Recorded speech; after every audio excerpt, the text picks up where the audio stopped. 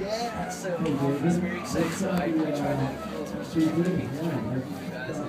So I was really excited about that. So a few things that I just wanted to just touch base with you guys on. Obviously, you guys have reached out beyond Ohio.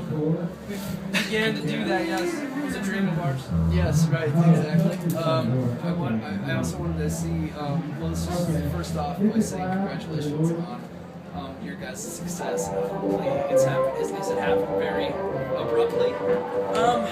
It's funny. It really depends on which angle you're looking at. Sure. Because for us, a lot of it is, sitting at a TV with this view, playing music, getting paid to do it.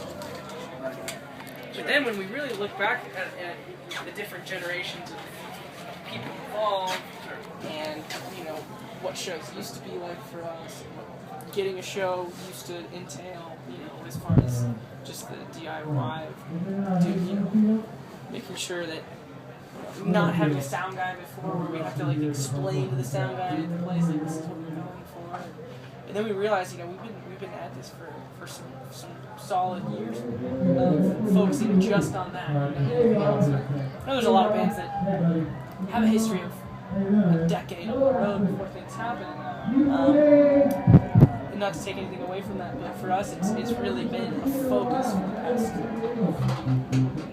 How's the support been in Ohio?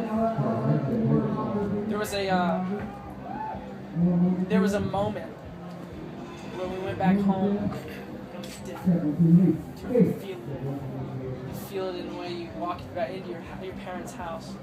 You feel it in the way you go to your mom. You feel it in the Chipotle that you always hit. Sure.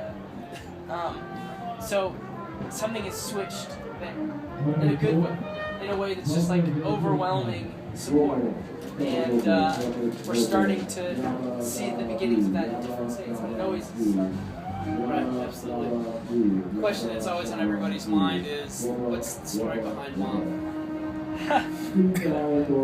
Well, no, I mean, my parents are still together, thank goodness, and they stuck it out. And my mom was a tough lady. I was homeschooled a lot of my school career, which is something I don't usually start conversations with. Sure. I was homeschooled. But you were homeschooled as well, right? Yeah, for a little while. There's no social problems, obviously. Well, yeah, we're the best. Yeah, there's a little bit of a stereotype of just not knowing how to interact with people. But I had several younger siblings, and we all kind of, helped my mom run the house. And my mom, when I was a little kid, asked me, "What do you want to do with your life?" I was 5. I said, I want to play basketball. She said, "Okay, if you want to play basketball, you can work at it." She started homeschooling me, and part of my homeschooling was working on. And they poured a slab in the backyard, put up a hoop. My dad built this thing that bounced the ball back to me, and I had to make 500 shots a day. Sure. So my mom has instilled a sense of hard work in me, and she says just some epic stuff like, if you're not the best, what's the point? Sure, absolutely. She's almost like a character. Sure. But at the same time, her and Josh's mom from the beginning have always hustled tickets for us, and they've just been a part of. Sure. The local music street team. Yeah, exactly. The beginning of our street team was our moms, but what's funny in our hometown, we don't need them to sell tickets anymore. We put up a show and it just goes like that. But they're at the computer waiting, and they'll buy hundreds of tickets and then help us sell them. Right. That's 100 people who wanted to go to the show, and you're just having to deal face to face instead of buying it online. So they haven't totally grasped the concept of we don't necessarily need them to hustle as much anymore, but they want to give us as much support as possible. Absolutely. Absolutely. Question for you, and I may have the song name wrong. Slow Town. Yeah. Did you not? Is that on? Did you guys play that today? No, we didn't play that today. That's on our. Why not? It's a good question. What we had out, glorified demos. It was 14 songs, 14 songs. That's good. You won't even hear that on your phone though. No.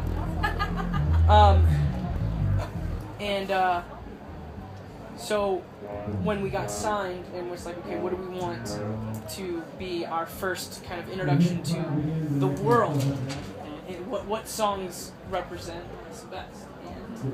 And coming from my angle, I have fallen in love and broken up with and fallen in love with my songs over and over again. And so it's really hard for me to pick, a certain one, and that one just didn't make it. Yeah, because my first submissions that I ever got from you guys was Car Radio, Slow Town, and there was one more that I cannot recall. It was Trees. It was Trees. Okay. Those were all old recordings. That was just in my basement. Yeah. Well, we've all seen the success of basement music, right? Yeah. I mean, that's kind of it's almost catching on, right? Well, I think there's a sense of not really doing it for anyone when you're in the basement. Sure. And the songs we have now still have that spirit to them. Absolutely. And which prompts the discussion of how are we going to tackle the second album with upholding that authenticity of we're not writing it for anybody other than this is just what we want to do. I think we'll be alright. And that goes to my next question, which is, you said a lot of your songs are based on true stories. All of your songs are based on true stories. Yeah. Car Radio obviously kind of speaks for itself, right? Yeah, in a way. Explain if you don't mind. Yeah, no, I was going to college, and I didn't make it all the way through his degree. I dropped out. Yeah. And has since been a motivation for our mothers to say, Mom, the band's gonna make it. But I was late to class, and forgot to lock my car, which is probably good now that I think about it, because they would maybe smash something, or just not bothered. But when I came back out, things were taken out of it, like the radio, the GPS, CDs, stuff like that was gone. So that was a point where I remember it vividly, because that weird feeling if someone was in my car and I don't know. Right. Yeah, it's really weird. It's a really weird feeling, but it's a feeling that you'll never forget. So I remember that moment, and along with that moment in time was this whole idea of a band that I had that I was trying to pursue, but there was literally no idea. Sure. Do you feel tainted when you drove it still? Yeah, well, what it was is that I didn't have anything to distract me. Like, I didn't have music anymore, and I realized how much that when I get in the car, I turn music on. It's just what I do. I didn't have that because I didn't have the money to replace it or anything. And, so just being an emotional song about it, and how it can represent other distractions that can keep us from where our mind actually wants to go sometimes. What is 21 Pilots' pre-show rituals? Water. Yeah, water. We get really crazy. Yeah, we get super hydrated, dude. Yeah, we get hydrated. Especially at this altitude. Yeah. You guys have anything that you guys do? We get together with whoever's in the room. Josh and I usually will either just kind of like refocus, maybe throw up a prayer, and just go, let's make the best of it. Sure. So that's something we do every show. It's just not really like exciting. Right. We'd like you to be like, well, we slaughter a calf. Right. Yeah, we speak different languages. We light a little fire. No, it's just something that simple. Yeah, no, absolutely. How was the UK? I mean, The UK, we were just there yesterday. Yeah, I know. So we just got back and